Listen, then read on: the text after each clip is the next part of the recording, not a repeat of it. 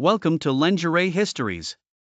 In this video, we'll talk about the latest developments on the Russian-Ukrainian border, where the Russian region of Kursk experienced a new Ukrainian aerial attack.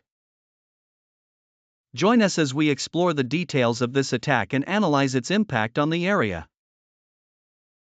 In the morning, Ukrainian forces launched an attack using advanced drones. The attacks targeted a number of vital sites in Russia's Kursk region, including gas and oil installations and ammunition depots. According to initial reports, at least 10 drones were used in the operation.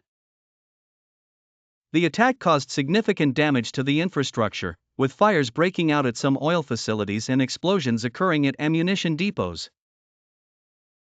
Local media indicated that these attacks are among the largest aerial operations carried out by Ukraine inside Russian territory since the conflict began. On the Russian side, authorities strongly condemned these attacks, describing them as acts of terrorism. A Kremlin spokesperson said, "We will take all necessary measures to respond to this unwarranted aggression." In response, Russia has strengthened its military presence in the border areas and deployed additional air defense units to fend off any potential future attacks. The attack has also raised international concerns, with many countries calling for de-escalation and restraint.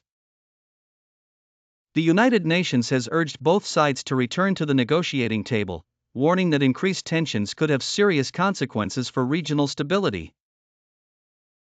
As tensions between Russia and Ukraine continue, the future of the region remains in a delicate balance of power and military maneuvers. Thank you for watching, and don't forget to subscribe to Lengeray Histories for more updates.